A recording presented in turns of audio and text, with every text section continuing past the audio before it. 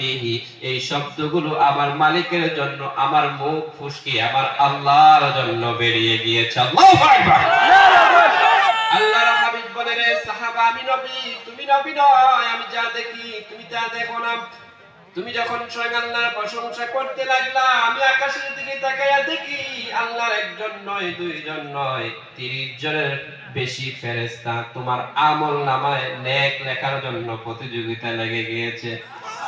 আমার ভাইরা, আমরা উচ্চ আওয়াজ করে এই দোয়াটা করেছি কিছুক্ষণ আগে, কথা বলেন ঠিক কিনা?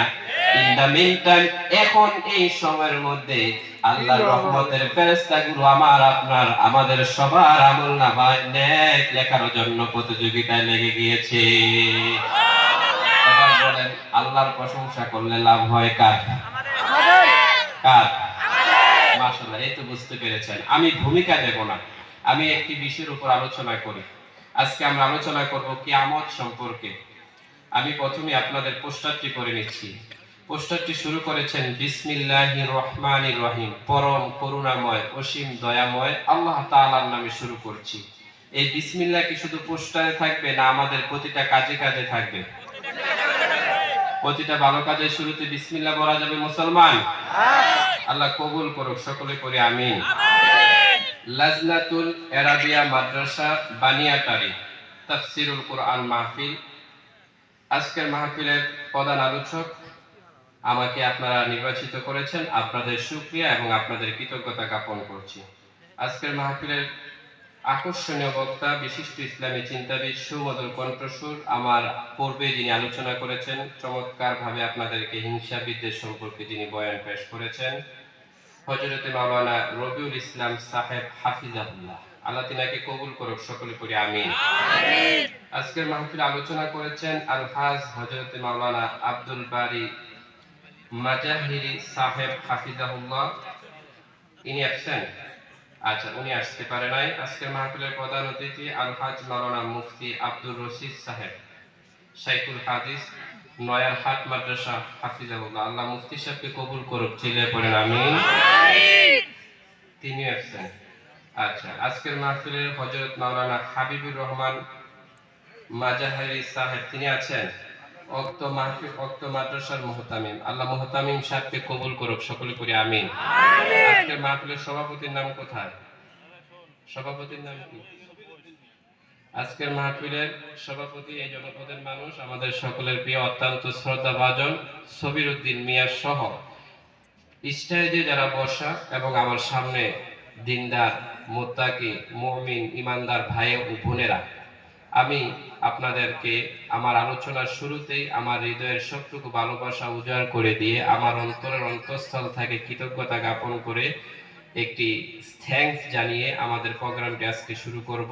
আমি আপনাদের সকলকে আন্তরিক মোবারকবাদ এবং একটি থ্যাঙ্ক জানিয়ে আমার প্রোগ্রামটি শুরু করছি। আল্লাহ তাআলা যেন আপনাদের উপস্থিতিকে কবুল করুক, সকলে পড়ি আমিন। আসুন আমরা কথা না বাড়ি, আমরা কথা বলবো মহাবিশ্বের মহাবিষয় মহাগ্রন্থ আল কোরআনুল কারীম থেকে। এই কোরআনটা হচ্ছে পৃথিবীর সর্বশ্রেষ্ঠ একটি কিতাব, ঠিক কিনা? পৃথিবীর সব থেকে পঠিত যে কিতাব, এই কিতাবটি হচ্ছে আল কোরআনুল কারীম। হাদিস শরীফে আসছে, মান ক্বালা সাদাকাবি, যে ব্যক্তি কোরআন দিয়ে কথা বলে সঠিক বলে। ওয়ামান আমিলা উজিরবি, যে ব্যক্তি কোরআন দিয়ে আমল করে সঠিক আমল করে। ওয়ামান হাকামা আদালাবি, যে ব্যক্তি কোরআন দিয়ে বিচার করে সে সঠিক বিচার। মা আদরাকা মাল কারিআ ইয়াউমা বুসুস। আল্লাহ তাআলা বললেন আল কারিআ, মাল কারিআ, ওমা মহা দুর্ঘটনা। আপনাদের এই গোবরাছড়ায়, এই কুচবিহারে বিভিন্ন সময় বিকট আওয়াজ হয় না? কে বলতে পারেন এমন একটি শব্দ আপনি শুনেছেন, যে শব্দের কারণে আপনি ভয় পেয়ে গেছেন, আপনি আতঙ্কিত হয়ে গেছেন, আপনি খুব ভীত হয়ে গেছেন, এমন একটি শব্দ আপনার জীবনে কখনো আসে নাই? কিসের আওয়াজ বলেন তো ভাইরা? বলে ঠাড়া। একজন একজনের বদদোয়া দেয়, আল্লাহ ঠাড়া পড়ো তোর উপর, নাউজুবিল্লাহ পড়েন। কিন্তু শুদ্ধ বাংলায় হচ্ছে বজ্রপাত। এরপরে এক ভাই বলছে, টায়ার যখন ব্রাস্ট হয়ে যায়, তা আমি মেদিনীপুরে গেলাম, ওই জায়গায় টায়ার না বলে আমার একটা টেয়ার, আমি কই চেয়ার কিরে, এটা তো আমার মাথায় ঢুকতেছে না। পরে মসজিদের ইমাম সাহেব আমারে বলতেছে, হুজুর ওই যে বিশ্ব রোডে যখন ট্রাকের চাকা ব্রাস্ট হয়ে যায় তখন একটা শব্দ হয়, ঠিক কি না? এরপরে ইলেকট্রিসিটির যে ট্রান্সমিটার আছে ওইটা যখন ব্রাস্ট, আবার রব্বুল আলামিন যে আওয়াজের কথা বলেছে এটা গ্যাসের সিলিন্ডার ব্রাস্ট হলে যে শব্দ হয় ওই শব্দের মতো নয়। আল্লাহ রাব্বুল আলামিন যে আওয়াজের কথা বলেছেন এই আওয়াজটা টায়ার ব্রাস্ট হওয়ার আওয়াজের মতো নয়, বজ্রপাত হলে যে শব্দ হয় ওই শব্দের মতো নয়। রব্বুল আলামিন বললেন সেদিন আওয়াজটা তখন হবে যখন ওয়ানফিকা ফিস-সূর, আল্লাহ তাআলার একজন সম্মানিত ফেরেশতা আছে, নাম হলো ইসরাফিল, যার পা গুলো জমিনের নিচে, মাথাটা হলো আকাশের উপরে। সাইয়েদনা ইসরাফিল আলাইহিস সালামের মাথায় যদি পৃথিবীর সমুদ্র সাগরের পানিগুলো যদি তার মাথার মধ্যে ডালা হয়, আমার ঘুবড়া ছড়ার ভাইরা মনোযোগ দিয়ে শুনেন, এক ফোঁটা পানি জমিনে পড়বে না, তাহলে বুঝেন ওই ফেরেশতার মাথাটা কত বড়। কথা ঠিক কিনা? আমি আপনি ফু দিলেন, সামনে যদি কাগজ কিংবা হালকা কিছু থাকে এটা কাঁপাকাঁপি শুরু হয়ে যায়। যে ফেরেশতার মাথাটা এত বড়, যিনি সিংহায় ফুৎ করে দিবেন পৃথিবীটা ধ্বংস হওয়ার জন্য, ওই শব্দটা কত বড় হবে, সাউন্ডটা কত বিশাল হবে, ভয়াবহতা কত হবে। আল্লাহ বিশ্ব মানুষের কাছে প্রশ্ন করলেন, আল্লাহর হাবিবের মাধ্যমে আল্লাহ বললেন, আল কারিয়া, বিকট আওয়াজ, বিকট শব্দ। মাল কারিয়া, কিসে বিকট শব্দ? এরপরে রব্বুল আলামিন নিজে বললেন, আমা আদরাকা মাল কারিয়া, ও আমার সম্মানিত নবী, ওই বিকট শব্দ সম্পর্কে আপনি কিছু জানেন নাকি? কাকে বললেন? নবীকে বললেন। বললেন, ও আমার সম্মানিত নবী, ওই বিকট শব্দ সম্পর্কে আপনি কি কিছু জানেন নাকি?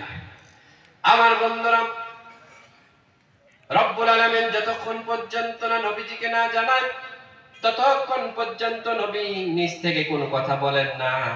আমার নবী তার ৬৩ বছর জিন্দেগিতে যতগুলো কথা বলেছে নবুয়তের পরে, সবগুলো কথা আল্লাহর পারমিশন ছাড়া, একটা কথাও আল্লাহর পারমিশন ছাড়া, উইদাউট পারমিশন ছাড়া কথা বলে নাই। এজন্য রব্বুল আলামিন বললেন, ইন হুয়া ইল্লা ওয়াহয়ুন ইউহা। আল্লাহ তাআলা যখন বললেন, ও নবী আপনি কি ওই কিয়ামত সম্পর্কে জানেন নাকি? নবী চুপ রইলেন। এরপর আল্লাহ রাব্বুল আলামিন নিজেই ওই ব্যাপারে বলা শুরু করলেন। রাব্বুল আলামিন বললেন, ইয়াউমা ইয়াকুনুন নাসু কাল ফারাশিল মাবসুস, সেদিন মানুষগুলো বিক্ষিপ্ত পতঙ্গের মতো, পঙ্গপালের মতো নিক্ষিপ্ত হয়ে যাবে। আজকে আপনারা এই মাহফিলের মধ্যে বসে আছেন, এটার মধ্যে একটা মাত্রা আকর্ষণ শক্তি আছে। কি আছে? মাত্রা আকর্ষণ শক্তি আছে। আপনি যখন চাঁদের দেশে চলে যাবেন, আপনি আপনাকে ব্যালেন্স করতে পারবেন না। আপনি এদিকে চলে যাবেন, ওদিকে চলে যাবেন, হাওয়ায় বাঁচতে থাকবেন। এখানে আল্লাহ তাআলা এমন একটা শক্তি দিয়েছেন যে শক্তির কারণে মানুষ জমিনের মধ্যে চাষাবাস করতেছে, মানুষ জমিনের মধ্যে বসবাস করতেছে।